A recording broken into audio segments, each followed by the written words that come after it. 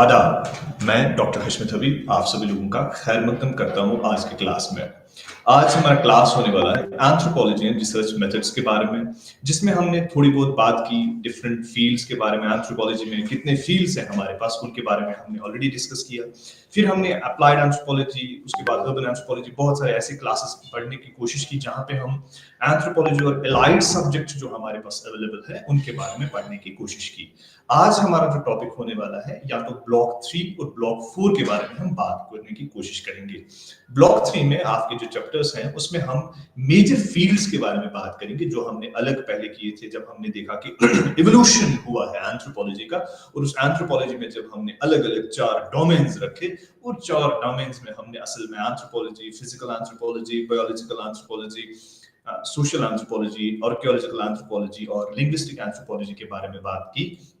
आज हम उन्हीं फील्ड्स को और ज्यादा डिटेल में पढ़ने की कोशिश करेंगे, उन्हीं फील्ड्स को अलग अलग इवोल्यूशनरी हिस्ट्री के साथ समझने की कोशिश करेंगे, और उसके बाद फिर हम रिसर्च मेथड्स के बारे में बात करेंगे। किस हिसाब से हम इस एंथ्रोपोलॉजी में रिसर्च कलेक्ट करते हैं या रिसर्च से जो डेटा हमारे पास आते हैं वो हम कैसे एनालाइज करते हैं, कौन से टूल्स, कौन से टेक्निक्स हम इस्तेमाल करते हैं, उसके बारे में हम आज बात करने की कोशिश करेंगे। तो सबसे पहले हम बात करेंगे concepts and development in biological anthropology. हमारे पास, क्योंकि मैंने पहले भी आप लोगों को समझाने की कोशिश की कि हम जब एंथ्रोपोलॉजी की बात करते हैं, जब भी हम एंथ्रोपोलॉजी के बारे में डिस्कस करते हैं, जब भी हम एंथ्रोपोलॉजी को एज ए सब्जेक्ट पढ़ने की कोशिश करते हैं, हमारे पास बहुत सारे अलग अलग कंसेप्ट्स आते हैं, हमारे पास बहुत सारे अलग अलग फेसेट्स आते हैं इंसान के, जहां पे हम इंसान के अतीत के बारे में बात करते हैं, जहां पे हम इंसान के प्रेजेंट के बारे में बात करते हैं, जहां पे हम इंसान के कल्चर के बारे में बात करते हैं,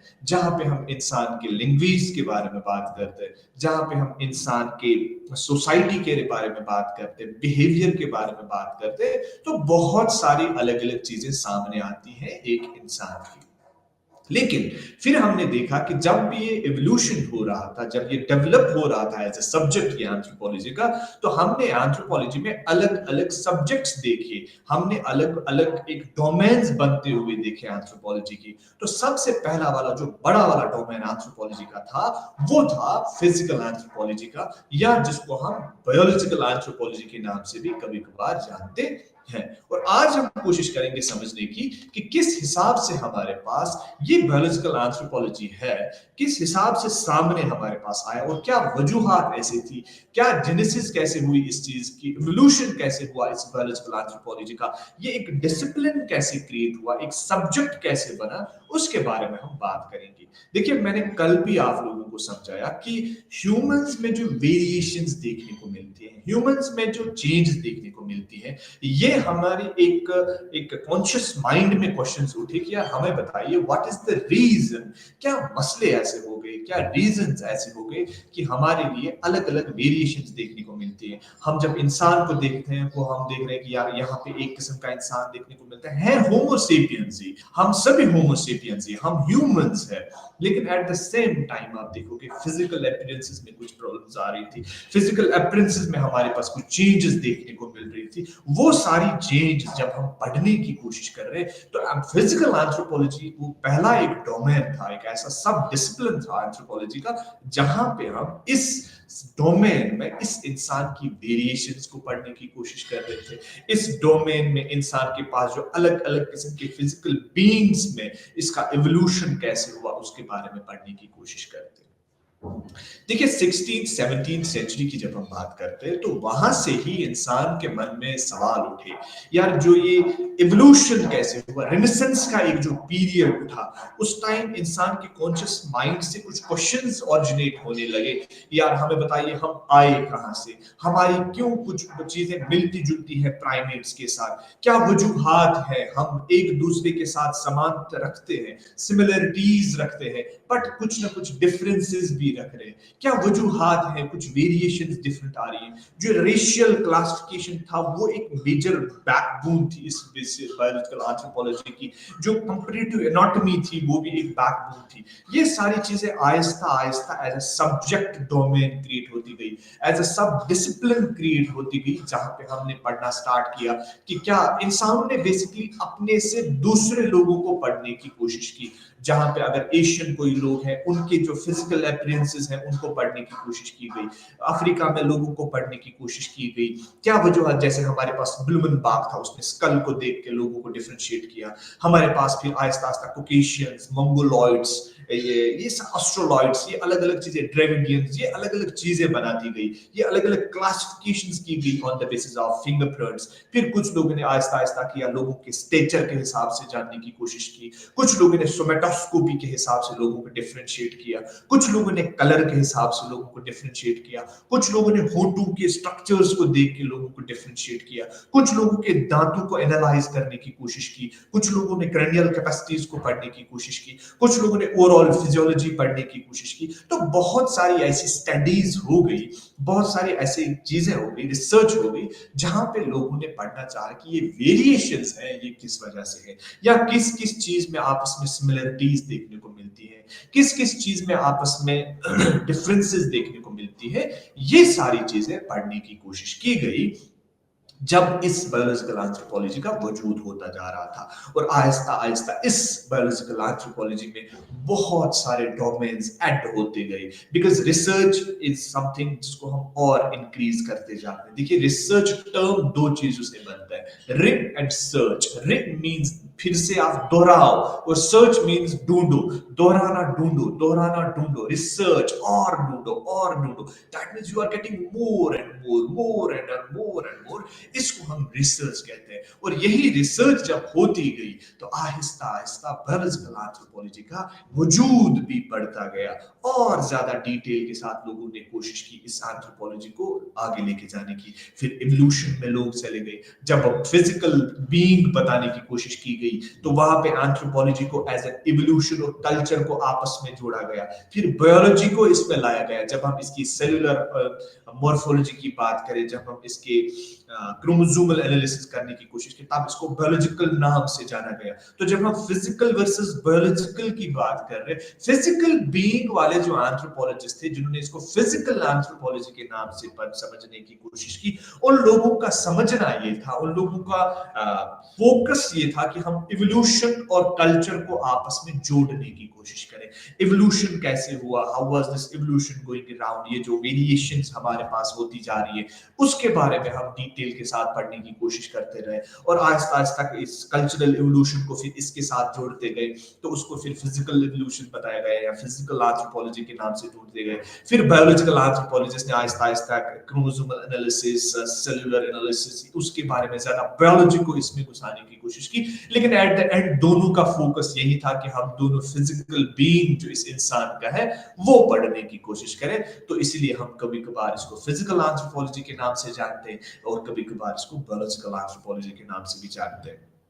और इसमें बहुत सारे ब्रांचेस ऐड होते गए, इसमें इस हिसाब से ब्रांचेस ऐड होते गए कि आजकल भी इसमें और चीजें ऐड होती गई। जैसे सबसे पहले हमारे पास प्राइमेटोलॉजी का एक ब्रांच है जो हम फिजिकल एंथ्रोपोलॉजी में पढ़ते हैं। वहां पे हम प्राइमेट्स को पढ़ने की कोशिश करते हैं। प्राइमेट्स में हमारे पास आप देखोगे स्ट्रेप्सिडीनीज आते हैं, हमारे पास प्रोसिमियंस आते हैं, हमारे पास एंथ्रोपोडियस आते हैं। जब हम आगे जाके क्लासिफिकेशन पढ़ने की कोशिश करें, प्राइमेट क्लासिफिकेशन पढ़ने की कोशिश करेंगे, वहां पे हम समझेंगे कि ये प्राइमेट्स एक इवोल्यूशनरी हिस्ट्री भी हमें समझा रहे हैं। जब हम लूका की बात करेंगे, फिर हम आहिस्ता आहिस्ता मल्टीसेलुलर ऑर्गेनिजम्स बने, फिर आहिस्ता आहिस्ता हम लोगों ने रेप्टाइल्स, मैमल्स, मैमल्स से आगे जाके प्राइमेट्स बने, प्राइमेट्स ने आगे जाके अपने आप को प्रोसिमियंस में कन्वर्ट किया, फिर कुछ लोगों ने एंथ्रोपोडियास में कन्वर्ट किया। प्रोसिमियंस को हमने फर्दर डिवाइड करने की कोशिश की लेमुर्स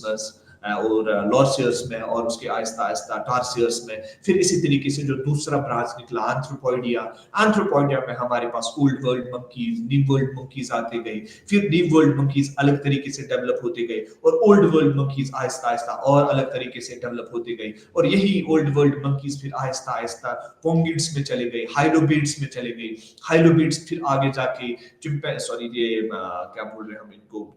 लेसर एप्स में चले गए। और इसी तरीके से हमारे पास जो पोंगिड्स है उसमें हमारे पास चिंपैंजीज आ गए, हमारे पास एप्स उसमें देखने को मिल रहे हैं, और इन्हीं एप्स के बाद आहिस्ता आहिस्ता हमारे पास एक लीनिएज ह्यूमो सेपियंस की भी ऐड होती जा रही है। और वहां जो फॉसिल्स हम आगे जाके देखने वाले हैं, जो हम पेलियो एंथ्रोपोलॉजी में पढ़ते हैं या पेलेंटोलॉजी में पढ़ते हैं, ये पेलियो एंथ्रोपोलॉजी में हम फॉसिल्स को पढ़ने की कोशिश कर रहे हैं, इवोल्यूशनरी हिस्ट्री को पढ़ने की कोशिश कर रहे हैं, जहां पे हम वो होमो हैबिलिस को एक जगह पे रख रहे हैं, उसके बाद एक स्ट्रैटिफिकेशन के हिसाब से आगे जा रहे हैं। वहां पे हम लोगों को फॉसिल्स को एक हिसाब से रख रहे हैं, कौन से फॉसिल को हम किस under the sub category of those classification रख सकते हैं। जैसे होमोस से पहले हमारे पास ऑस्ट्रेलोपिथेसीन्स थे, ऑस्ट्रेलोपिथेसीन्स में भी हम ऑस्ट्रेलोपिथिक्स अफ्रीकन्स को अलग रखते हैं, अफ्रीकांसिस को अलग रखते हैं, ये सारी चीजें, या बहरल गजाली हमारे पास है ऑस्ट्रेलो, ये सारी चीजें अलग रखते हैं। इसी तरीके से हमारे पास होमो हैबिलिस आते गए, होमो हैबिलिस के स्पीशीज को हमने अलग रखा, फिर हमारे पास होमो इरेक्टस आ गई, इरेक्टस को हमने अलग रखा। इरेक्टस में भी हमने देखा कि कुछ स्पीशीज जो कि आउटसाइड ऑफ अफ्रीका देखे गए, कुछ स्पीशीज इनसाइड द अफ्रीका देखे गई, जो इसमें फिर हम माइग्रेशंस के बारे में बात कर रहे हैं, आउट ऑफ अफ्रीका के बारे में बात कर रहे हैं। उसके बाद यही फॉसिल्स को इवोल्यूशनरी हिस्ट्री में इनका क्या योगदान है उसके बारे में बात करने की कोशिश कर रहे हैं। ये सारी चीजें हम पेलियोएंथ्रोपोलॉजी में पढ़ने की कोशिश कर रहे हैं, प्राइमेटोलॉजी को इसके साथ कंपैरेटिव एनाटॉमी के साथ पढ़ने की कोशिश कर रहे हैं। इसके बाद एक और डोमेन जहां पे हमारे पास ऑस्टियोलॉजी एक सबसे इंपॉर्टेंट डोमेन है, जहां पे हम बून्स के बारे में पढ़ने की कोशिश कर रहे हैं, जहां पे हमने इंसानों के बून्स के बारे में पढ़ते हैं। उसके बाद इन्हीं कंपैरेटिव ऑस्टियोलॉजी में हम क्या कहते हैं, एप्स के ऑस्टियोलॉजी के साथ कनेक्ट कर पा रहे हैं, क्या फीमर बोन इसके साथ और इसके साथ, what is the difference between this femur and this femur, क्या अपडेट हो गया है, क्या चेंज हो गया है, क्या डेवलप हो गया है, क्या ग्रेटर ट्रोकेंटर थोरैसिक केविटी कैसे अपग्रेड हो गया, ग्रेटर ट्रोकेंटर कैसे बना, क्या ट्रोकेंटर डॉर्सल व्यू में आ रहा है, क्या इसमें शेप्स स्ट्रेट फॉरवर्ड चल रहे हैं, क्या स्ट्रेट फॉरवर्ड इसकी जो पोजीशन है, क्या ये इरेक्ट पोजीशन में आ रहा है, क्या ये स्लांटिंग डाउनवर्ड्स जा रहा है, क्या एस शेप्ड बन रही है, किस हिसाब से, या एक बून से जाके हम बता सकते हैं कि हाइट इसका क्या था, इसका जो पोजीशन था वो कैसे था। अगर हम हमारे पास पेल्विक बून है वो कितना ब्रॉड है, पेल्विक बून कितना हाइट में देखने को मिल रहा है, ये सारी चीजें हम, या जो इसके पास हमारे पास लंबर के भी है वो कैसे देख पा रहे हैं, ये सारी चीजों की वजह से। या जब हम हमारे पास फोरनम मैग्नम की बात करते हैं वो हम पढ़ते हैं, क्या ये डॉर्सल व्यू आ रहा है, पीछे से अटैच हो रहा है या नीचे से अटैच हो रहा है स्कल के साथ। अगर नीचे से अटैच हो रहा है तो हमारे पास एक इंफॉर्मेशन आ रही है कि ये इरेक्ट पोजीशन में जा रहा है, बिकॉज हमारा जो स्कल है वो ऐसे अगर बैठा, तो नीचे से अगर इसमें हमारी जो बैकबोन अटैच हो रही है तो इससे हम बता पा रहे हैं कि बंदा पूरा स्ट्रेट फॉरवर्ड चल रहा है। लेकिन अगर यही थोरैसिक कैविटी, सॉरी फोरनम मैग्नम पीछे की कैविटी से घुस रहा है, तो जिससे हम बता पा रहे हैं कि लीनियर मूवमेंट में आ रहा है, ये थोड़ा शेप स्लैंटेड पोजीशन में आ रहा है। इसकी वजह से हम इस ऑस्टियोलॉजी को इसके साथ अटैच करके इवोल्यूशनरी हिस्ट्री को समझने की कोशिश कर रहे हैं। इसी तरीके से ह्यूमन जेनेटिक्स एक ब्रांच है फिजिकल एंथ्रोपोलॉजी में, जहां पे हम और ज्यादा डिटेल के साथ जेनेटिक्स को पढ़ने की कोशिश कर रहे हैं। फिर हम वहां पे मेंडेलियन जेनेटिक्स को अलग पढ़ रहे हैं, पॉपुलेशन जेनेटिक्स को अलग पढ़ रहे हैं। मेंडेलियन जेनेटिक्स में हम पढ़ने की कोशिश कर रहे हैं कि किस तरीके से from one heredity to another generation ये शिफ्ट हो रहा है, हेरिडिटी चल रहा है from one place to another place, ये जो जेनेटिक शिफ्ट हो रहा है, ये जो क्रोमोसोमल शिफ्ट हो रहा है, ये किस तरीके से characters from one generation to another generation move हो रहे हैं, ये सारी चीजें हम ह्यूमन जेनेटिक्स में पढ़ने की कोशिश कर रहे हैं। उसी तरीके से हम डीएनए को वहां पे पढ़ने की कोशिश कर रहे हैं। मॉलिक्यूलर एंथ्रोपोलॉजी एक हमारा डोमेन है जहां पे हम मॉलिक्यूलर लेवल तक हम इस डीएनए को पढ़ने की कोशिश कर रहे हैं, इंसान को मॉलिक्यूलर लेवल तक पढ़ने की कोशिश कर रहे हैं। हम डीएनए मॉलिक्यूल्स को पढ़ने की कोशिश कर रहे हैं, लिपिड्स की पढ़ने की कोशिश कर रहे हैं। हमारे पास जो ओवरऑल हमारे अमाइनो एसिड चेन्स की वजह से जो हमारे पास आहिस्ता आहिस्ता प्रोटीन्स बनते हैं, वो प्रोटीन्स को पढ़ने की कोशिश कर रहे हैं। किस हिसाब से वो जो सेंट्रल डॉगमा है हमारे पास, जो क्रोमोसोम्स है, वो आहिस्ता होके फिर ट्रांसलेशन ट्रांसक्रिप्शन के बाद क्या कहते हैं, हमारे पास प्रोटीन बनते हैं, एमआरएनएस बनते हैं, एमआरएनएस कन्वर्ट होते हैं फिर प्रोटीन्स में, प्रोटीन्स फिर आहिस्ता आहिस्ता वो कैरेक्टर दिखाते हैं। तो ये सेंट्रल डोगमा को पढ़ने की कोशिश करें, किस हिसाब से ये कैरेक्टर्स इंसान दिखा पा रहा है, किस हिसाब से ये characters from one place to another place shift हो रहे हैं, किस हिसाब से मदर का इन्वॉल्वमेंट कितना है। इसमें हम वाई क्रोमोसोमल देख पा रहे हैं, इसमें हम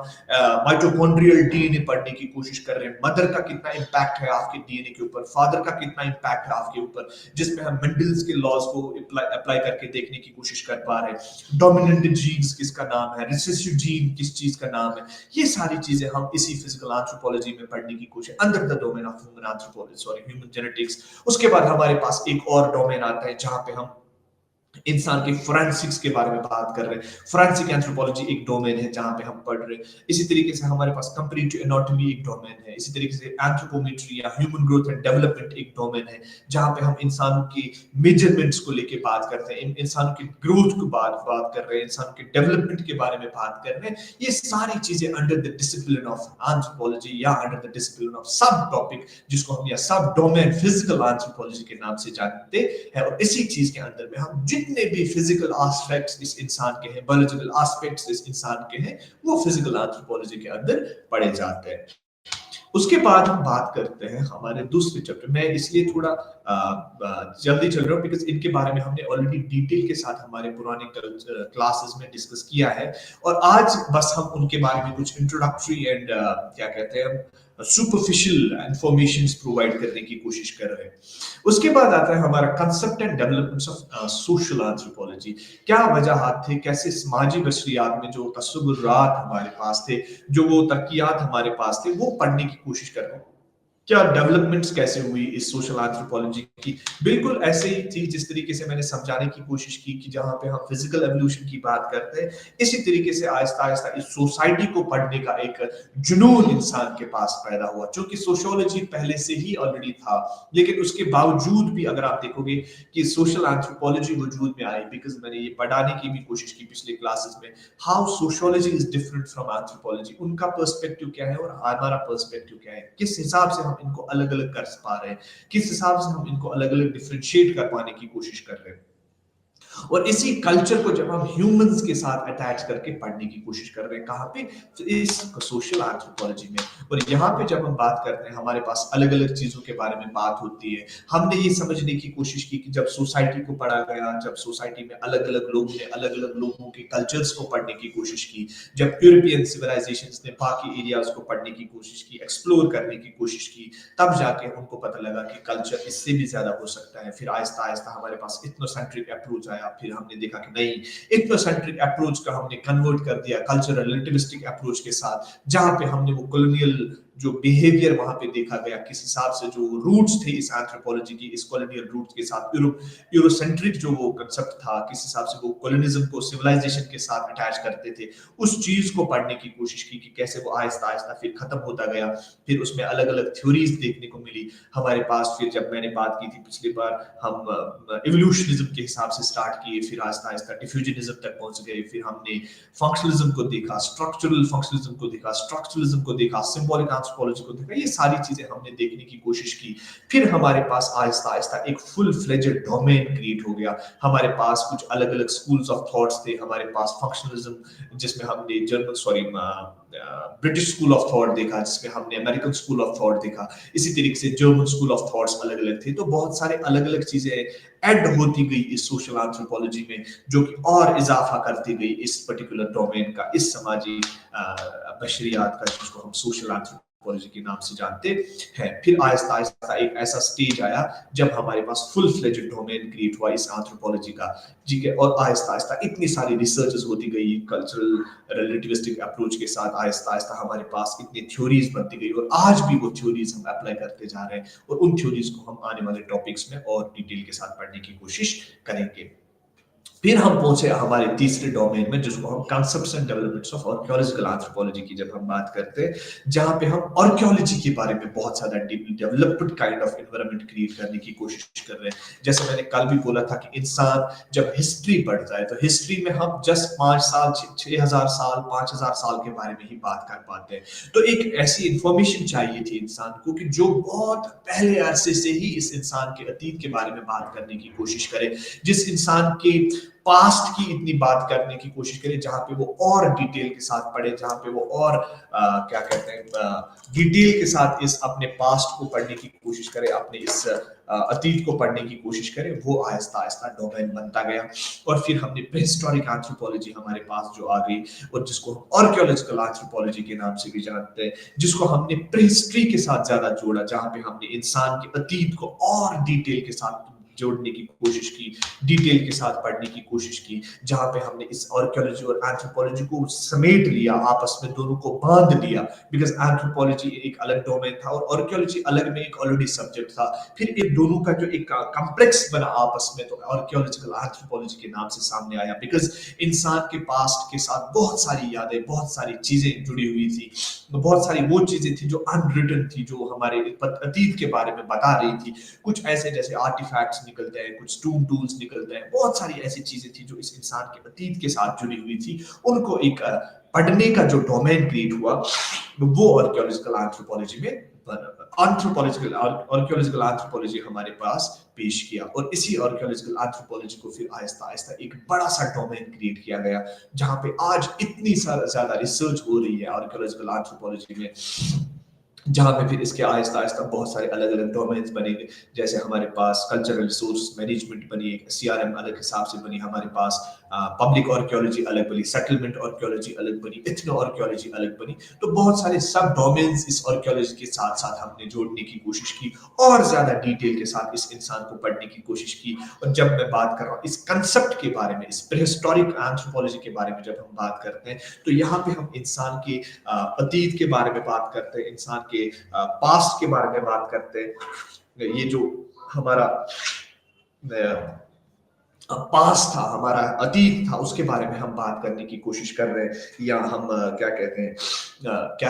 असल में जब हम 5000 साल तक बात कर रहे थे, तो हमारे पास हिस्ट्री हुआ करती है, आज भी हमारे पास है, जहाँ पे हमारे पास रिटन रिकॉर्ड्स होते हैं। लेकिन इन्हीं रिटन रिकॉर्ड्स को जब आप आहिस्ता आहिस्ता और पीछे लेके जाओगे, जब हम उस समय तक पहुंच जाए जहां पे हमारे पास कोई रिटन रिकॉर्ड नहीं है, हमारे पास बस कुछ फॉसिल्स बचे कुचे हैं, हमारे पास बस कुछ चीजें हैं जिनको समेट के, जिनको और ज्यादा एनालाइज करके हम वो सारी चीजें पढ़ने की कोशिश कर रहे हैं। और इसमें सबसे बड़ा योगदान है जियोलॉजिकल टाइम स्केल का। देखिए, जियोलॉजिकल टाइम स्केल असल में जियोलॉजिकल फ्रेमवर्क के हिसाब से पेश किया जाता है, जहां पे हम इस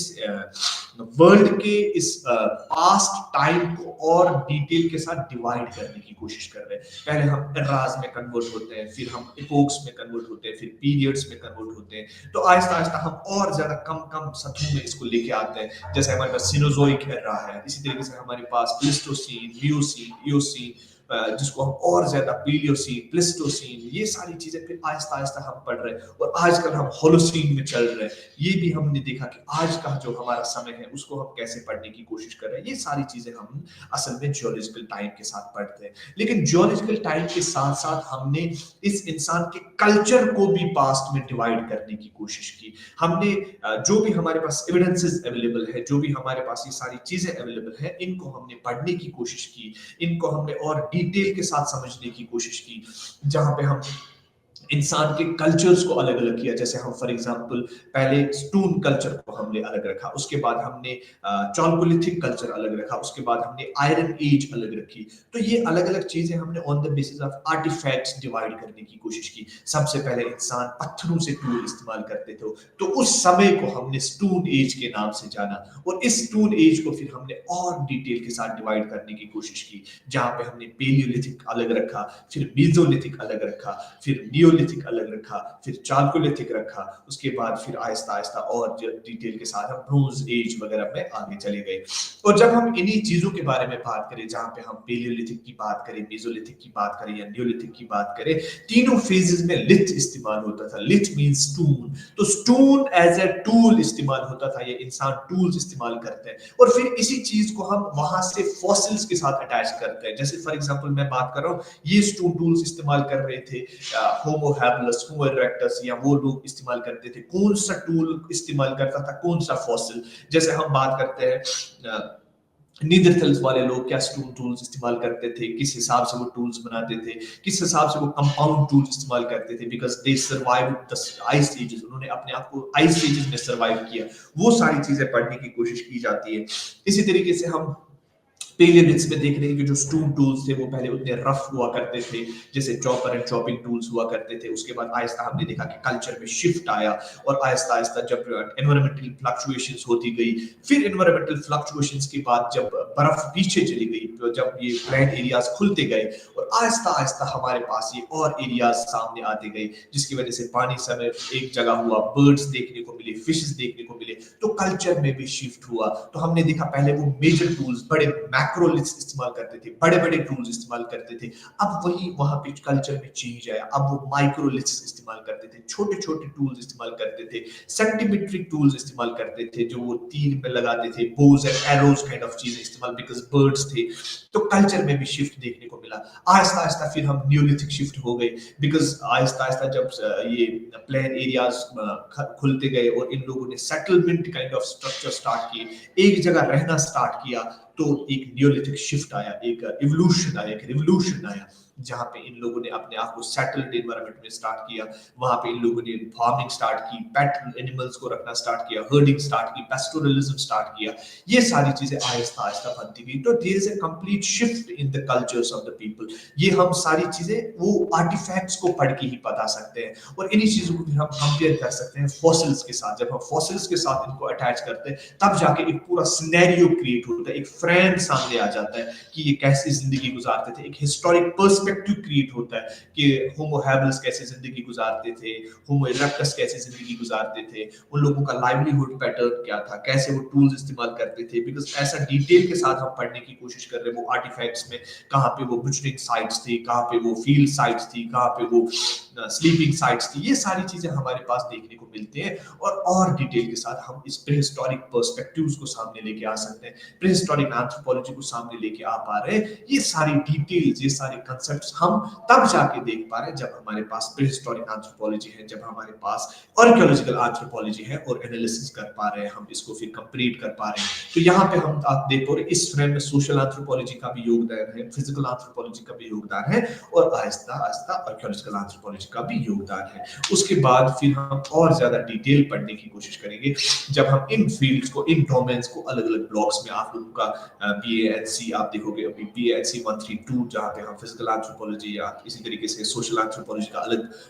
कोर्स है, तो वो हम और डिटेल के साथ पढ़ने की कोशिश करेंगे, जहाँ पे हम सब डोमेन, सब चीजें और ज्यादा डिटेल के साथ डेवलप करेंगे इस पानी में, और ज्यादा गोता लगाने की कोशिश करेंगे इस चीज को समझने की, ताकि आपकी जो बेसिक्स की जो ये क्लासेस थे, इसमें और ज्यादा इजाफा हो जाए, और ज्यादा आप सब्जेक्ट को ज्यादा डिटेल के साथ पढ़ने की कोशिश करो। देखिए, आज तक जो मैंने पढ़ाया, जो हम फिजिकल एंथ्रोपोलॉजी की बात की, हम सोशल एंथ्रोपोलॉजी की बात की, आर्कियोलॉजिकल एंथ्रोपोलॉजी की बात की, लिंग्विस्टिक एंथ्रोपोलॉजी की बात की, या बहुत सारे अलग अलग डोमेन्स के बारे में बात की, हर एक चीज में हमने देखा कि रिसर्च हो रहा है। हर एक चीज में हमने देखा कि हम कहीं ना कहीं फील्ड में जाके चीजों को कलेक्ट कर पा रहे हैं, कहीं ना कहीं हम वहां से जाके डेटा कलेक्ट कर रहे हैं। और एंथ्रोपोलॉजी का बैकबोन है रिसर्च। मैंने पहले भी समझाने की कोशिश की, जो ये एंथ्रोपोलॉजी है, ये फील्ड साइंस है, जहां पे हम फील्ड में जाके डेटा कलेक्ट करने की कोशिश करते हैं, और ज्यादा डेटा अपने पास लाने की कोशिश कर रहे हैं। तो उसके लिए हमारे पास बहुत सारे अलग अलग मेथड्स होते हैं, बहुत सारे अलग अलग टेक्निक्स होते हैं। तो उस ओवरऑल चीज को हम रिसर्च मेथोडोलॉजी के नाम से जानते हैं। जो भी मेथड्स या मेथोडोलॉजीज हम इस्तेमाल कर पाते हैं अपने इस डेटा को कलेक्ट करने के लिए, हमारे पास ये डेटा लाने के लिए। देखिए, ये हर एक का कप ऑफ टी नहीं है कि वो जाके फील्ड में डेटा कलेक्ट करे। इसके लिए एक पर्टिकुलर प्रोटोकॉल होता है, एक पर्टिकुलर पाथवे होती है। जैसे आप लोग जानते होंगे कि आप लोगों को बहुत सारे प्रोजेक्ट्स बनाने पड़ते हैं, आप लोगों को साइनॉप्सिस क्रिएट करने पड़ते हैं, फिर प्रोजेक्ट्स लिखने पड़ते हैं, जिसके लिए आप लोगों को फील्ड में जाना पड़ता है। तो यहाँ पे आप लोगों को प्रैक्टिकल नॉलेज दी जाएगी कि कौन सा टूल, कौन सा टेक्निक, कौन सी मेथड आप कहाँ पे इस्तेमाल करोगे, किस हिसाब से उसको आप अप्लाई करोगे, और कैसे उस मेथड को आप अंजाम दोगे, ताकि आपके पास ज्यादा से ज्यादा रेलेवेंट डेटा सामने आ जाए। और ये जो आज के बाद थोड़े क्लासेस होने वाले हैं हमारे रिसर्च मेथड्स के ऊपर, यहाँ पे हम कोशिश करेंगे समझने की इस रिसर्च मेथोडोलॉजिकल पोर्शन को।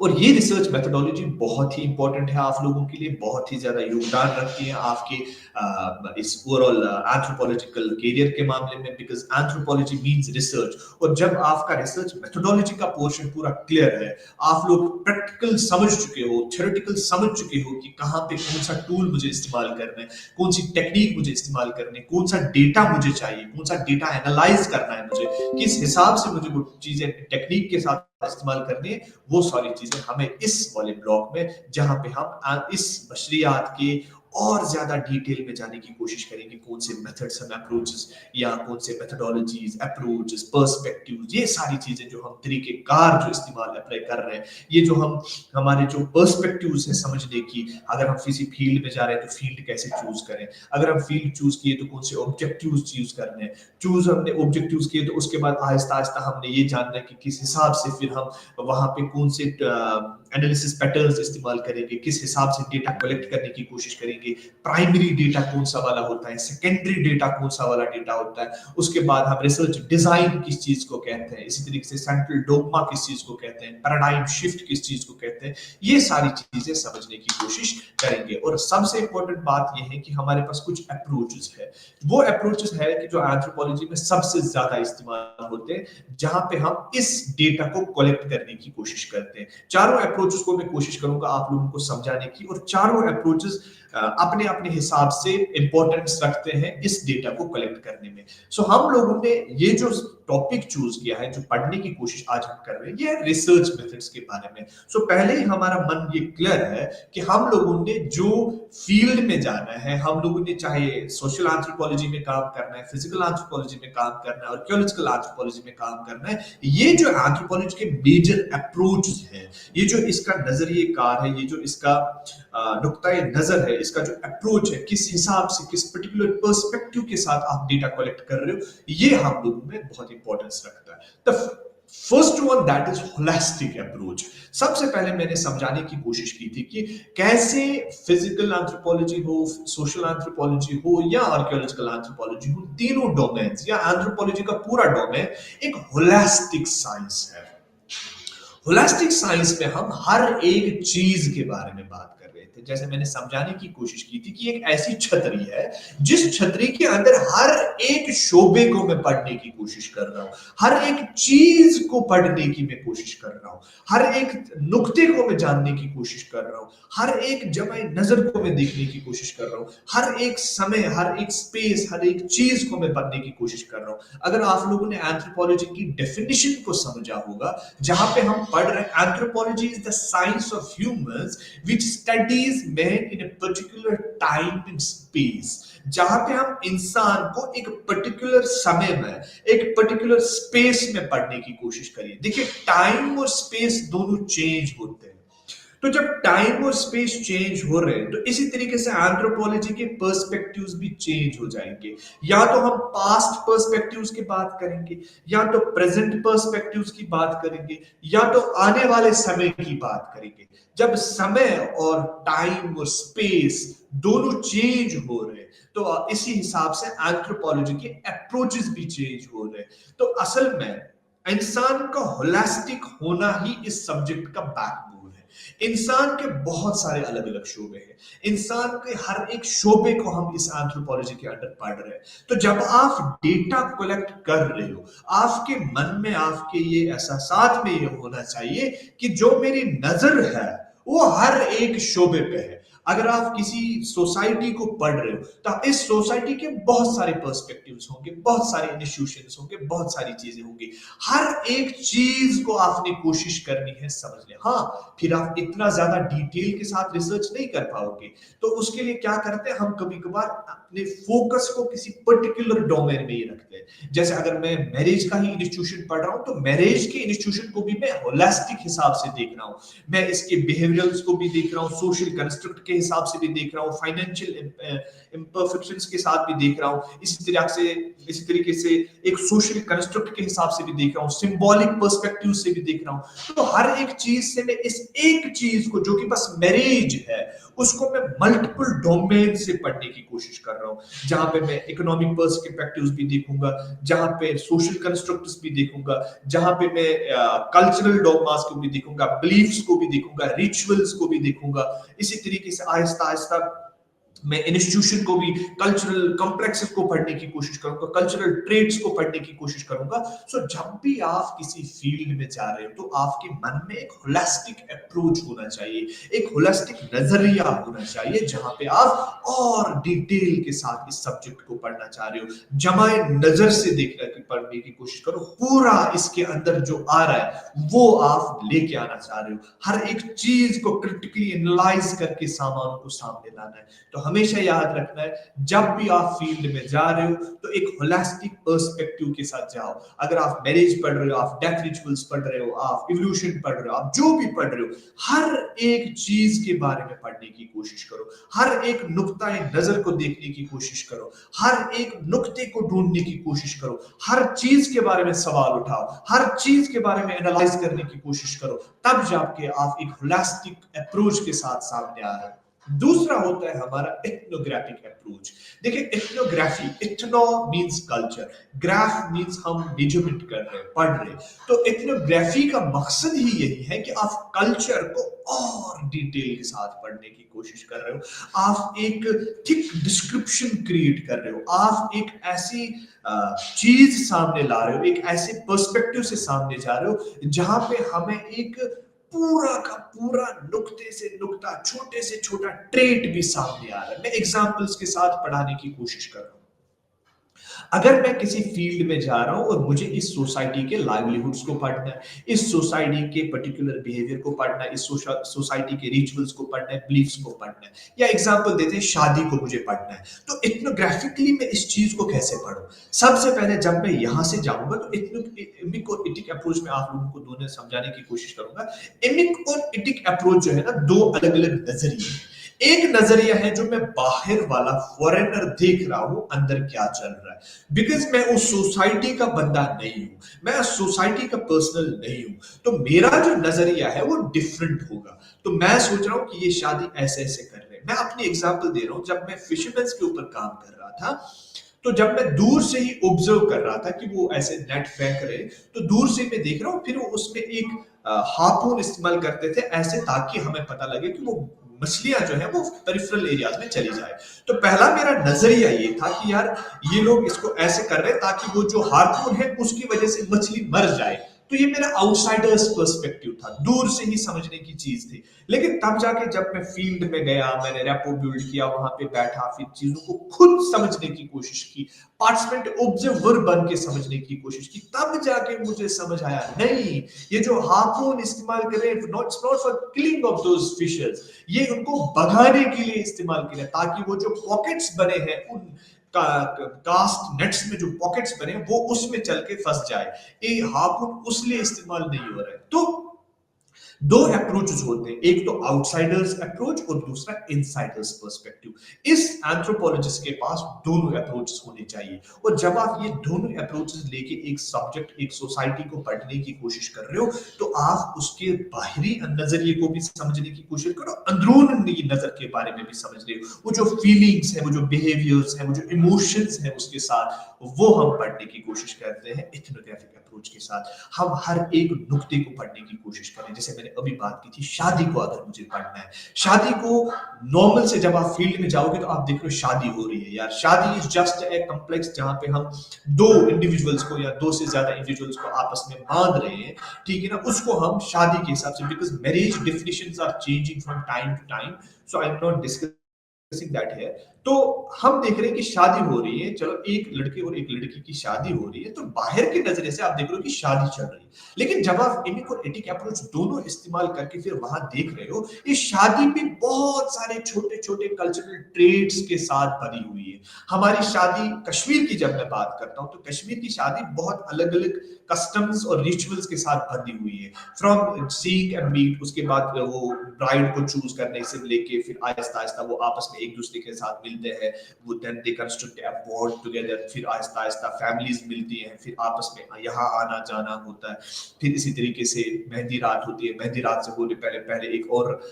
रिचुअल्स होते हैं जहाँ पे बालों के ऊपर बहुत सारे घी वगैरह लगाए जाते हैं। ये सारी चीज़ें देखने को मिलती हैं। और फिर हमने देखा कि मेहंदी रात आती है, और मेहंदी रात अगर हम दूर से मेहंदी रात को अगर हम दूर से ही देखने की कोशिश कर रहे हैं, जहाँ पे हम मेहंदी रात एक दूर से देख रहे हैं, तो एक कल्चरल कॉम्प्लेक्स है, एक शादी का एक इंस्टीट्यूशन का एक हिस्सा है। लेकिन इसी चीज को जब हम और डिटेल के साथ पढ़ रहे हैं, तो मेहंदी रात में हम देख रहे हैं कि वहां पे दुल्हन के हाथ में मेहंदी भी लगाई जाती है, साथ साथ में नेबर्स को भी इनवाइट किया जाता है।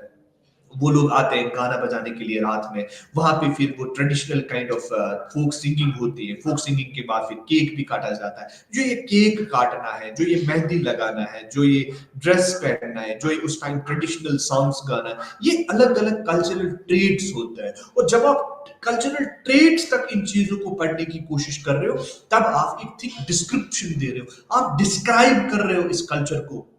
अगर मैं आपका ये इथनोग्राफ पढ़ रहा हूं, तो मेरे सामने हर एक तस्वीर आ रही है, हर एक चीज की, इस सोसाइटी में क्या क्या हो रहा है, हर एक चीज की एक आप लिखावट खींच रहे हो, आप हर एक चीज की तहरीर खींच रहे हो, ये सारी चीजें आप सामने ला रहे हो। इसको हम इथनोग्राफिक अप्रोच के साथ जानने की कोशिश करते हैं। और इसी साथ साथ में जहां पे मैंने समझाया, दो पर्सपेक्टिव्स होते हैं, आपके अप्रोचेस दो किस्म के होते हैं, इमिक और etic approach, outsiders view and insiders view. बाहर का होके आप चीजों को कैसे देख रहे हो, फिर जब आप पार्टिसिपेंट ऑब्जर्वर बन रहे हो,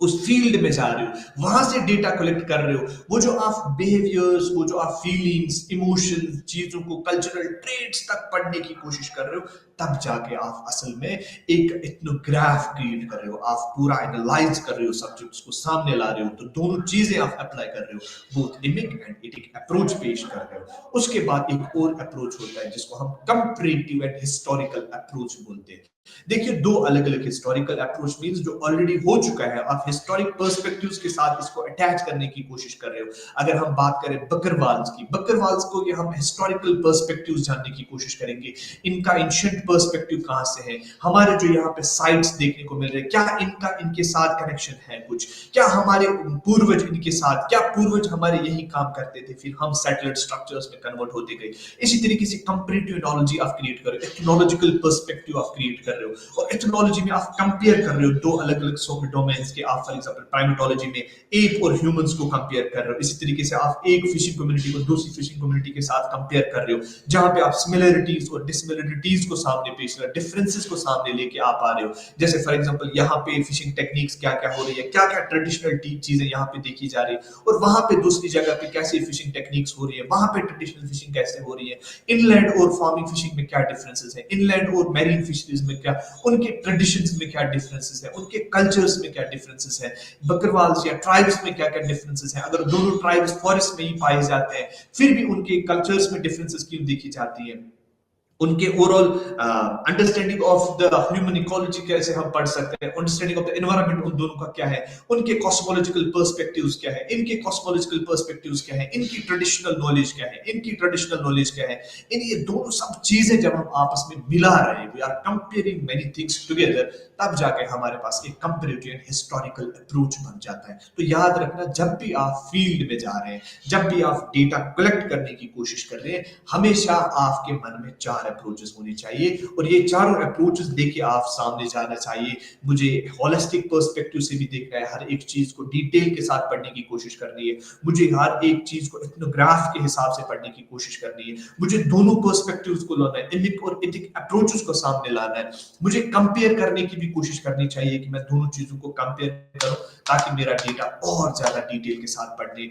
पढ़ा जाए और ज्यादा डिटेल के साथ समझा जाए। उसके बाद आते हैं हमारे पास कुछ तरीके, जिनको हम मेथड्स के नाम से भी जानते हैं, कुछ क्या बोल रहे हैं, टूल्स, जो हम औजार हिसाब से, टूल्स तो बहुत सारे अलग औजार होते हैं, लेकिन हमारे जो टूल्स हैं, ये कुछ फिजिकल टूल्स नहीं होते हैं, ये हम कैसे टेक्निक्स इस्तेमाल करते हैं, जो हम वो तरीकेकार इस्तेमाल करते हैं, वो जो हम खींच लेते हैं, जैसे हम तहरीर किसी एक चीज का ऐसे करें, जैसे इंटरव्यू टेक्निक हमारे पास है, केस स्टडीज मेथड्स हैं, बहुत सारे अलग अलग चीजें हैं, इनको हम पढ़ने की कोशिश करेंगे।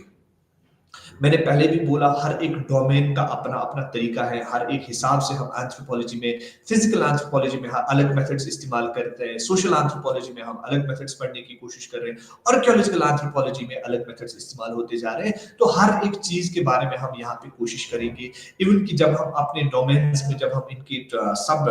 क्या कहते हैं अलग अलग कोर्सेज स्टार्ट करेंगे, सोशल एंथ्रोपोलॉजी के कोर्सेज स्टार्ट करेंगे, या हम क्या कहते हैं फिजिकल एंथ्रोपोलॉजी की कोर्सेज जब हम पढ़ने की कोशिश करेंगे या पढ़ेंगे आगे जाके इंशाल्लाह, तब जाके हम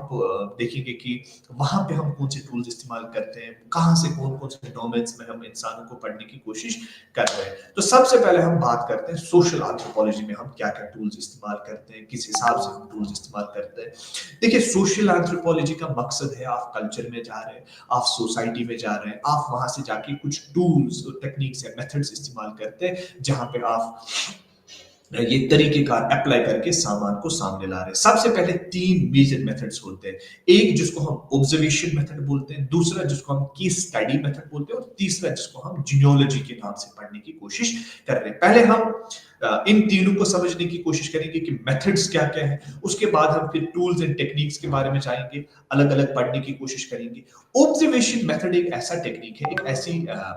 एक ऐसा तरीका है जहां पे जब मैं फील्ड में जा रहा हूँ, ऑब्जर्वेशन टर्म नॉर्मल ऑब्जर्वेशन की बात निकली है, जहां पे अगर मैं बैठा हूँ किसी एक जगह पे बैठ के मैं ऑब्जर्व कर रहा हूँ चीजों को, मैं observe means I am creating questions from my mind and I am still answering them, और मैं खुद ही क्वेश्चंस भी क्रिएट कर रहा हूँ, ऑब्जर्व भी कर रहा हूँ। अगर फॉर एग्जांपल मैं बैठा हूँ एक पर्टिकुलर जगह पे, जहां पे जैसे फॉर एग्जांपल मैं एक बस स्टैंड के पास बैठा हूँ, और बस स्टैंड पे मैं बैठ के देख रहा हूँ कि लोग कैसे आ जा रहे हैं, एक लड़का आ रहा है वो फोन पे परेशान होके चला जा रहा है किसी से बात करके, तो मैं ये एनालाइज कर रहा हूँ कि ये परेशान जा रहा है किसी वजह से, या अगर मैं कुछ दो चार बातें सुन लूं तो वहां से मैं देख पा रहा हूँ कि यहाँ मसला इस बात पे हो रहा है, इसकी वजह से ये परेशान जा रहा है, जिसकी वजह से he is frustrated kind of thing. At the same time मैं देख रहा हूँ कुछ बच्चे एंजॉय कर रहे हैं, वो आइसक्रीम्स खा रहे हैं। एट द सेम टाइम मैं देख रहा हूँ क्लीनर या जो हमारे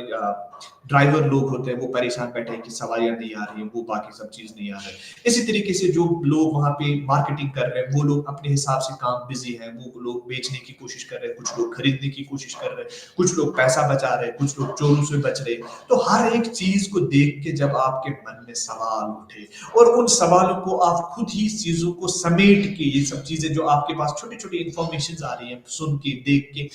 इसके साथ साथ आप ऑब्जर्व कर रहे हो कि हाँ ऐसा हो रहा है, ऐसा हो रहा है, तो ये ऐसा करने की कोशिश कर रहा है। एंथ्रोपोलॉजिस्ट हमेशा इसी माइंडसेट का होना चाहिए। जब भी आप किसी फील्ड में जा रहे हो तो हमेशा अपने मन में क्वेश्चंस उठने चाहिए, सवाल उठने चाहिए। हाँ ये क्यों ऐसा कर रहा है, क्या रीजन है ये ऐसा कर रहा है। अगर बकरवाल एक जगह से दूसरी जगह पे जा रहे हैं तो आपके मन में सवाल उठना चाहिए ये क्यों कर रहे हैं। तो जब आप ये क्वेश्चंस एराइज कर रहे हो तब जाके आपके अंदर में एक क्यूरियोसिटी क्रिएट होती है,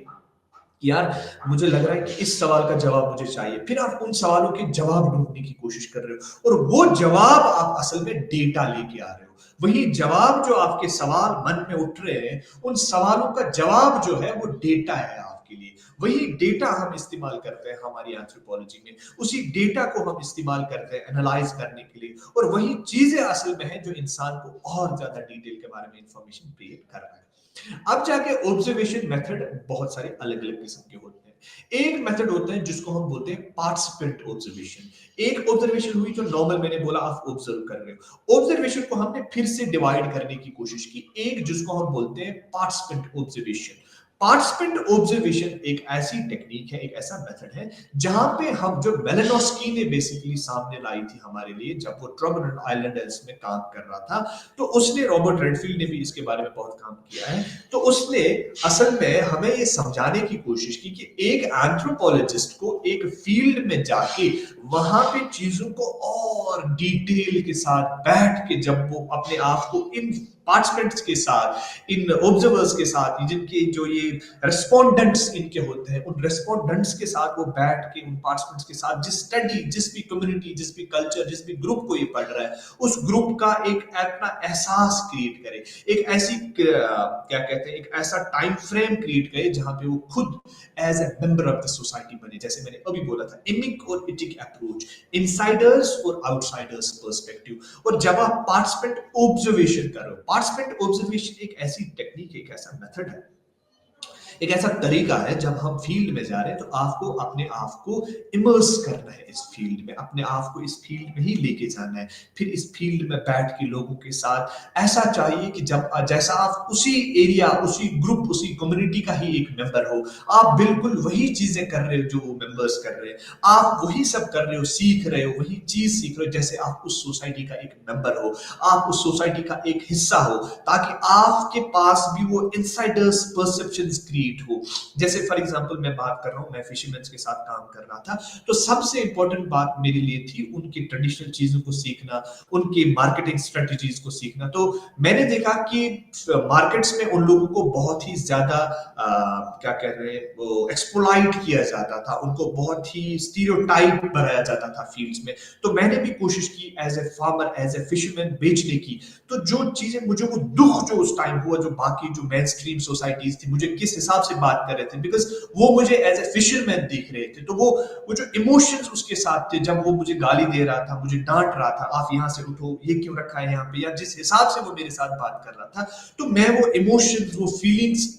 एक्सप्रेस कर पा रहा था, समझ पा रहा था कि किस सिचुएशन के थ्रू ये फिशरमैन गुजर रहे हैं, किस सिचुएशन के थ्रू ये जा रहे हैं। उसके लिए हमारे पास पार्टिसिपेंट ऑब्जर्वेशन सबसे इंपॉर्टेंट बात है। और पार्टिसिपेंट ऑब्जर्वेशन के लिए सबसे इंपॉर्टेंट होते हैं दो चीज, एक लैंग्वेज, किस लैंग्वेज में आप उन लोगों के साथ बैठे हो। देखिए, अगर आप किसी फील्ड में जा रहे हो और वो लोग उर्दू की बात कर रहे हैं या हिंदी की भाषा बोल रहे हैं और आप यहाँ से इंग्लिश में उनके साथ बात करने की कोशिश कर रहे हो, तो ये आप देखोगे हमेशा इसमें एक इम्बैलेंस बनता रहेगा। आप इसको प्रॉपर डेफिनेशन के साथ तैयार नहीं कर पा रहे हो, आप इसको प्रॉपर डिटेल के साथ पढ़ने की कोशिश नहीं करो, बिकॉज ना वो आपस में एक गैप क्रिएट हो रही है, वो जो इमोशनल गैप, वो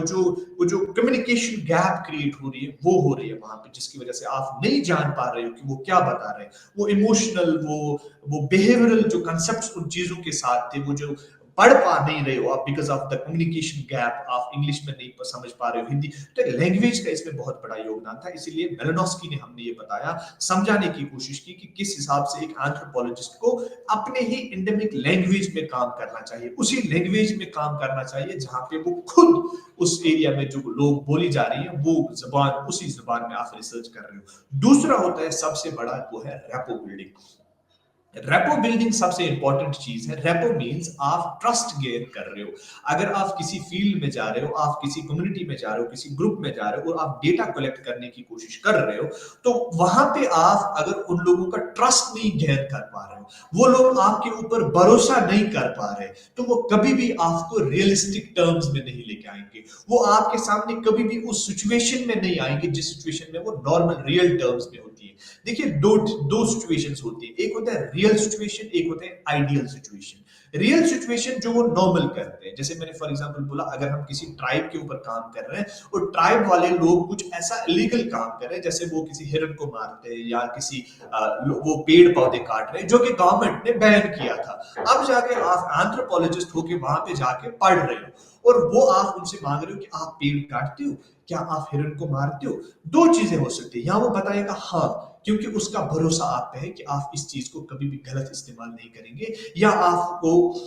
वो राज की बातें भी बताई जा सकती हैं, जो वो इंटरनल चीजें होती है, जो इंटरनल कनेक्शंस है, उसके बारे में भी बात कर सकते हैं। या होता है कि आपके ऊपर उनका भरोसा नहीं, तो वो आपको बताएंगे नहीं, हम बिल्कुल भी ऐसा नहीं करते, बिकॉज आपका भरोसा उनके साथ अभी नहीं है। They are not able to understand you well. तो उसके लिए सबसे इंपॉर्टेंट लिए होते हैं हमारे पास गेट कीपर्स, उसके लिए हमारे पास सबसे इंपॉर्टेंट होता है रैपो बिल्डिंग। गेट कीपर किस चीज को बोलते हैं? गेट कीपर एक ऐसा इंसान होता है जो आपको उस फील्ड में लेके जाए और लोगों के साथ अटैच करने की कोशिश किए। वो आपका कोई दोस्त हो सकता है, वो आपका कोई जानने वाला हो सकता है, या वो आपका कोई मेजर रिस्पोंडेंट हो सकता है, ठीक है ना, जिसके साथ आप बात कर रहे हो, जिसके साथ आप समझ रहे हो, जिसको आप लेके जा रहे हो अपने उस सिचुएशंस के साथ पढ़ने, आप उसके साथ जा रहे हो और उसको आहिस्ता आहिस्ता आप इस्तेमाल कर रहे हो for getting connected with the people. आप लोगों के साथ और ज्यादा कनेक्शन बना पा रहे हो। आहिस्ता आहिस्ता कुछ समय तक आप उस बैठ रहे हो, आप लोगों के साथ दोस्ताना माहौल क्रिएट कर रहे हो, एक ट्रस्ट बिल्डिंग एनवायरनमेंट क्रिएट कर रहे हो, और फिर आहिस्ता आहिस्ता 1 महीने के बाद, 2 महीने के बाद, 3 महीने के बाद आपको जब लोग देखेंगे तो आपके साथ एक ऐसा बिहेवियरल कनेक्शन उनके साथ होगा कि वो कुछ भी आपके साथ शेयर कर सकते हैं, वो कुछ भी आप लोगों को बता सकते हैं, कुछ भी आपके साथ अंडरस्टैंड करने की कोशिश कर रहे हैं, तब जाके आप पार्टिसिपेंट ऑब्जर्वेशन को बेसिकली इस्तेमाल कर पाओगे, तब जाके आप उस सोसाइटी को, उस ट्राइब को अपने साथ बैठ के आप पढ़ पाओगे, तो हर एक समय, हर एक चीज और हर एक कल्चरल ट्रेड को समझने की कोशिश करोगे, हर एक समय और हर एक, जो मैंने अभी बोला था, टाइम एंड स्पेस को पढ़ने की कोशिश करोगे, तब जाके आप पार्टिसिपेंट ऑब्जर्वेशन करोगे। दूसरा होता है हमारे पास कॉजी पार्टिसिपेंट ऑब्जर्वेशन, और तीसरा होता है हमारे पास नॉन पार्टिसिपेंट ऑब्जर्वेशन। एक होता है पार्टिसिपेंट जहां पे आप खुद इन्वॉल्व हो रहे हैं उस सोसाइटी में, उस फील्ड में इन्वॉल्व हो रहे हैं और वहां पे आप लोगों को पढ़ने की कोशिश कर रहे हो। उसके बाद आता है हमारा नॉन पार्टिसिपेंट ऑब्जर्वेशन, और नॉन पार्टिसिपेंट ऑब्जर्वेशन में हम बेसिकली दूर से ही कोशिश करते हैं पढ़ने की, कि अपने आप को हम इन्वॉल्व नहीं कर रहे हैं उन सब चीजों में, अपने आप को हम दूर ही रख पा रहे हैं, we are not involving in those societies, in those communities. मैं दूर से ही ऑब्जर्व करने की कोशिश कर रहा हूँ कि यार ऐसा चल रहा है, ये लोग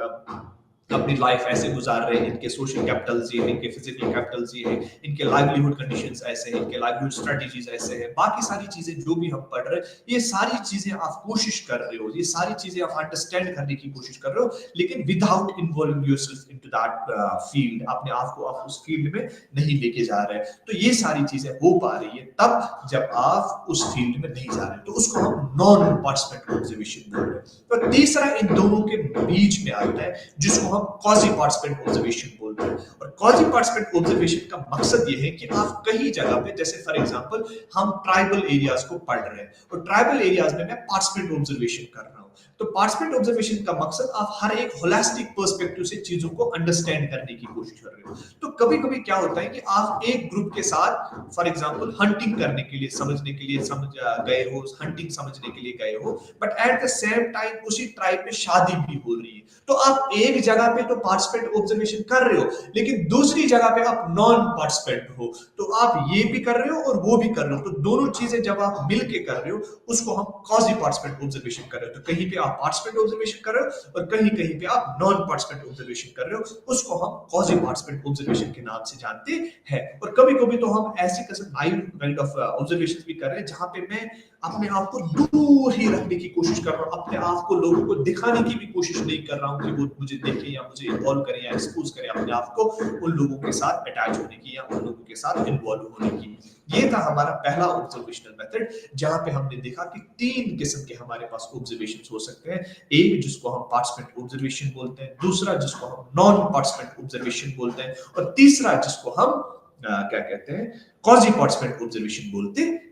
यहां तक हमने समझा कि ऑब्जर्वेशन मेथड का कितना बड़ा कंट्रीब्यूशन है, योगदान है इस सोशल एंथ्रोपोलॉजी में, और इसी में बहुत सारे लोगों ने, जब हमारे पास आर्मचेयर एंथ्रोपोलॉजिस्ट थे जो कि फ्रेजर वगैरह, उन लोगों ने जब बाकी लोगों से डेटा कलेक्ट करके बुक्स लिखी थी, तो क्रिटिक इसलिए हुआ था कि वो लोग खुद नहीं जान पा रहे, वो लोग खुद उस फील्ड में नहीं जा पा रहे जहां से वो डेटा कलेक्ट कर पाए। फिर हमारे पास टेलर आए, फिर हमारे पास बहुत सारे ऐसे ऐसे लोग आए, मोगन वगैरह वो सब चीजें आई, फिर हमारे पास रूथ बेनेडिक्ट, बहुत सारे एंथ्रोपोलॉजिस्ट देखने को मिल रहे हैं। और आजकल में कंटेम्पररी एंथ्रोपोलॉजिस्ट में अगर आप देखोगे, इंडियन एंथ्रोपोलॉजी में इतने बड़े बड़े दिग्गज एंथ्रोपोलॉजिस्ट हैं, श्रीनिवास वगैरह, वो सारी चीजें देखने को मिलेंगी। हमारे पास श्रीवास्तव सर थे जो एनएसए के बहुत बड़े एंथ्रोपोलॉजिस्ट थे, जिन्होंने पार्टिसिपेंट ऑब्जर्वेशन को और डिटेल के साथ समझने की कोशिश की, जिसने पार्टिसिपेंट ऑब्जर्वेशन को अप्लाई करके चीजों को और समझने की कोशिश की। इंडियन एंथ्रोपोलॉजिकल कॉन्टेक्स्ट में आप रॉय को देखोगे, बहुत सारे ऐसे ऐसे लोग थे जिन्होंने फील्ड में जाके डेटा कलेक्ट किया, फील्ड में बैठ के पार्टिसिपेंट ऑब्जर्वेशन को अप्लाई किया। जैसे क्लासिकल लिटरेचर में हमारे पास ब्लोअर थे, हमारे पास एवंस प्रिचर्ड की लोग बुक्स थी, हमारे पास मेलिनोस्की की बुक्स है, बहुत सारी ऐसी बुक्स हैं जो आप देखोगे क्लासिकल लिटरेचर जो एंथ्रोपोलॉजी का है, जहां पे इस पार्टिसिपेंट ऑब्जर्वेशन को बहुत ज्यादा फोकस के साथ समझाने की कोशिश की गई है। बोला गया कि अगर आप बहुत ज्यादा डिटेल, बिकॉज ये एक नॉर्मल सी बात है, अगर आपको ट्रेड्स के बारे में पढ़ने, कल्चरल ट्रेड्स, देखो 3 चीजें हैं, कल्चरल ट्रेड्स, कल्चरल कॉम्प्लेक्सेस और cultural groups, sorry cultural holes या कल्चरल इंस्टीट्यूशंस भी हमारे पास होते हैं। तो हर समय के साथ साथ ये चेंज होते जा रहे हैं, और हर एक चीज के अपने अपने ट्रेड्स, हर सोसाइटी के अपने कल्चरल इंस्टीट्यूशंस, कल्चरल होल्स या कल्चरल कॉम्प्लेक्सेस या कल्चरल ट्रेड्स होते हैं। तो हर एक चीज को पढ़ने के लिए you need time, you need space, and you need to be there for some time to understand these things. इसके लिए पार्टिसिपेंट ऑब्जर्वेशन का होना बहुत बड़ा इंपॉर्टेंट फैक्टर रखता है। दूसरा सबसे इंपॉर्टेंट चीज है हमारा जो दूसरा मेथड हम इस्तेमाल करते हैं ऑब्जर्वेशन में। देखिए हमने देखा कि हम ओवरऑल होल कैटेगरी में देखते हैं, ओवरऑल सारी सोसाइटी को नजर में रख के पढ़ने की कोशिश करते हैं, फोकस में रखने की कोशिश करते हैं। उसके बाद आता है एक दूसरा मेथड जिसको हम केस स्टडी मेथड पढ़ते हैं, जहां पे हम केस स्टडी, ये दो एक टर्म से बने हैं। केस मींस हम एक पर्टिकुलर इंडिविजुअल को पढ़ने की कोशिश कर रहे हैं, या हम किसी पर्टिकुलर एक बिहेवियरल पैटर्न को पढ़ने की कोशिश कर रहे हैं, या सोशल ट्रेट या सोशल कॉम्प्लेक्स को पढ़ने की कोशिश कर रहे हैं। अगर फॉर एग्जांपल मैं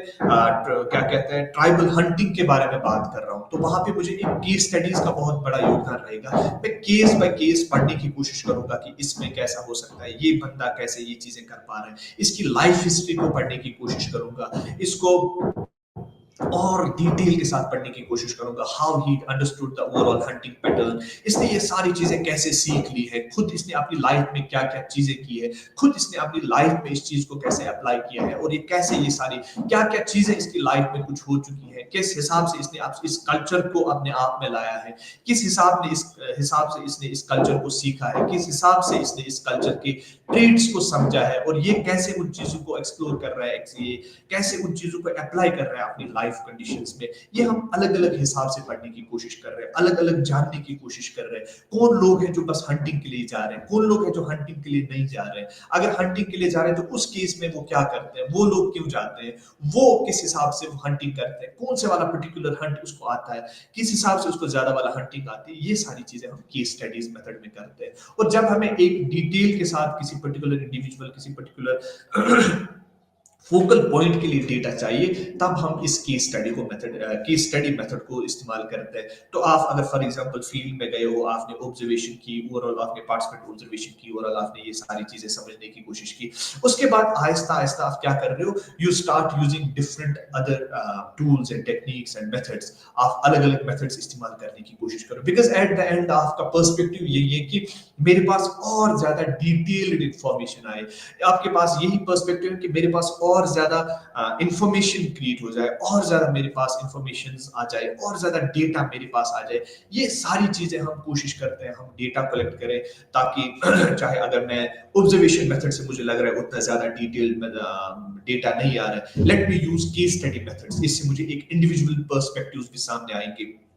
अगर मैं मैरिज पढ़ रहा हूँ, ओवरऑल कम्युनिटी में कैसे मैरिज की जाती है, फिर मैं एक पर्टिकुलर बंदे की शादी देख रहा हूँ, उस केस में देख रहा हूँ कि इस इंसान ने शादी के दौरान क्या क्या चीजें की, क्या बिहेवियरल शिफ्ट्स इसमें आई, क्या सोशल कंस्ट्रक्ट्स के हिसाब से इसने इकोनॉमिक पर्सपेक्टिव्स को कैसे मैनेज किया, इसने अपने ओवरऑल सोसाइटल कंसर्न्स को कैसे मैनेज किया, इसने रिचुअल्स को कैसे अप्लाई किया, इसने बिलीव्स को कैसे देखा। तो एक इंडिविजुअल के साथ साथ में ये केस पढ़ने की कोशिश कर रहा हूँ, एक अलग अलग हिसाब से मैं इसकी शादी को पढ़ने की कोशिश कर रहा हूँ, ये सारी चीजें जानने की कोशिश कर रहा हूँ। तो यहाँ पे हम जानने की कोशिश कर रहे हैं कि यार इस पर्टिकुलर इंडिविजुअल ने कैसे अपने हिसाब से शादी की, इस पर्टिकुलर इंडिविजुअल ने एक केस स्टडी आप क्रिएट कर रहे हो, ओवरऑल फोकस आपका इसी पे रह रहा है, ताकि जो आपने ओवरऑल ऑब्जर्वेशन की थी शादी की, जो आपने डेटा कलेक्ट किया इस केस स्टडी की वजह से, उसको भी सपोर्ट मिलेगा, उसके पास भी एक इंफॉर्मेशन सेट आ जाएगा कि हाँ